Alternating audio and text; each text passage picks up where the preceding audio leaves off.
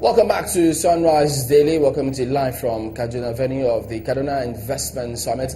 We've got Mr. Mukhtar Ahmed who joins us now. He's Executive Secretary, Kaduna Investment Revenue, Internal Revenue Service. It's about investment, really.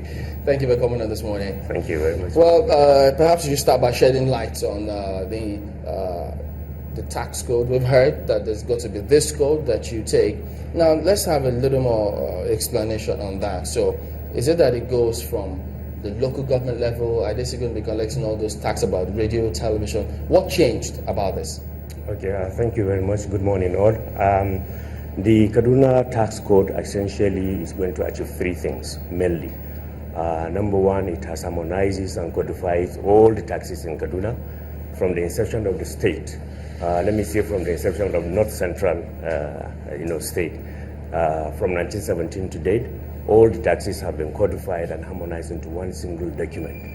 It has given the service the power to, collect revenues for local governments and for the state. This is one. Secondly, it is going to professionalize the service against the past practice of local government revenue collectors harassing and molesting taxpayers. We are going to have a professional face now, and our operations is going to be transparent and accountable. Then thirdly, which is the main thing, it has criminalizes the collection of cash revenues. No more cash. Criminalizes collection of cash? Cash, no more cash collections in Kaduna. Are you sure that's a good idea? It is. It is. For the simple reason that 80% of the cash collected does not go into the government's accounts. So government is not losing anything, by introducing it. In fact, the government is going to get more because all payments now, after being served with demand notice, should either go to the banks, and we have made arrangement. We just signed an agreement about 3 days ago with InterSwitch to deploy about 205 POSs across the state. I was going to ask about the capacity to ensure that works. Yes, and the beauty about these POSs are both offline and online. Offline, if there is no network, they can collect cash, the banks, and where they have network service, then it can upload it to the system, and it goes directly to the Pay Direct. So from my phone, I can see all the collection across the state. So how much are you hoping to raise? How much is Kaduna State government hoping that its internally generated revenue will shoot up by? The target is for us to have 45 billion by the end of the year. We are starting late, but not too late. We've upped it. In December, the state did about 250 million. By the end of March, we've gone up to about 1.3 billion. And we hope to, build on this success so that we'll have more. Just last week, His Excellency, the Executive Governor, inaugurated a task force on revenue, which is high-powered. It has membership of all the agencies that have anything to do with revenue, so that it will be tackled head-on and give more impetus to our drive to, generate more revenues for the state. When we talk about taxes, a lot of people are apprehensive. Which area are you focusing on? Let's look at that first, because if you are bringing investors to come into Kaduna State and you say there won't be any case of multiple taxation, that's quite soothing and encouraging. But which are your targets? The targets, it's 2 ways. Before now, hardly do the state, collect taxes from, small and medium enterprises, but with the presumptive tax, which is a federal government tax, which has been incorporated into our document, that would change. We would target the small, businesses. Of course, we are friendly. Before now, we have sat down with about 61 trade unions, and organizations, and we've all agreed on the taxes that they will be paying. Then the second one is the high end. You will find out that mostly the rich ones don't like paying taxes. So with this tax code, which is transparent and accountable, we will pursue every citizen of Kaduna that is of high net worth to pay their taxes. Why is that so? Perhaps you must have carried out your own research, because we've seen that in some other states. I also recall a case in point we read in the papers about someone in Edo State. Why is it that the big ones, the very affluent ones, they shy away from paying taxes? Because this could as well discourage the ordinary Nigerian or the ordinary citizen of Kaduna State from paying his or her taxes. Like you rightly said, Sulaiman, there's this apprehension, especially from the big ones. We all know about the Panama Papers. It's something. Nigeria is no different. But this time around, with the zeal and determination, of course, and we don't have any other option than to go after them. The 1.3 billion I told you about the collection, 75% of it, or even 80, came from payee and direct assessment. That is not good enough, because it's the government like paying itself tax, because you deduct from the salaries of people, while the big fish are moving around with that, having that. That's why in the document, in the tax code, we have harmonized ground rent, tenement rates, and all the other land rates, to call them land charges. And the way we are going to go about it is, instead of saying that, okay, you pay ground rent of 200 naira or 300 naira for the big ones, we are going to charge you per square meter.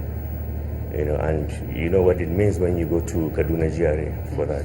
Let me follow up on a little bit about the SMEs. Yes. Because, in some other places, once you're starting up a business, you just need to go ahead and register, do your documentation. And sometimes it can be cumbersome. People just find it a little bit tough to even go and file, because they have the impression that if I file, they will say I made profit, and so they have to demand something from me.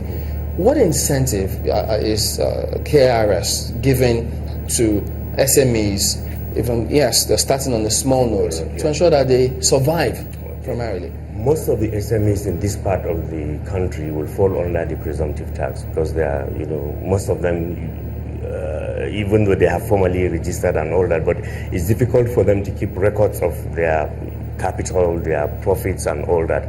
So under the presumptive tax, we have 3 categories, and we'll sit down and negotiate with them. You have the micro, the small, and the medium. So we'll agree on the band of taxes that they would pay, and the incentive is, if they would pay 100%, from the and is once a year, we give them a rebate. We give them a rebate. Percentage? How is it structured? It's going to be negotiable. It's not that it's a fixed amount. We'll negotiate depending. With an investment forum like this, some of the people, maybe outside Nigeria, will be interested in coming to invest in Kaduna State. Are you looking to give in some form of tax holiday to some investors? Well, that we have not discussed, and I'm sure at the end of the summit, when we come out with the outcome, this is an area that we'll be looking at. But what we have done, even from the exhibition, you would see that we have a one-stop shop for people that are coming to do. We have Kadipa, which is the Kaduna Investment Promotion Agency.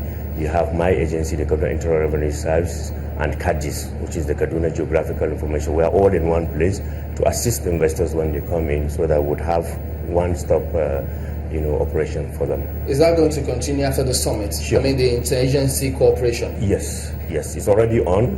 When we came in, we realized that people that are going for land registration, for instance, because it's a requirement of the law that they should present their tax clearance certificates. It was a bit difficult because they will have to run from my office to the land. So what we did was to take one of the kits for the registration of the team to the office of KADIS, so that you don't have to come back to us to obtain it if you don't have one. You get registered there and you obtain your TIN card. So, because I also know that there are some things that you need to do. They'll ask you, where is your tax number? How have you paid tax? What's your tax history?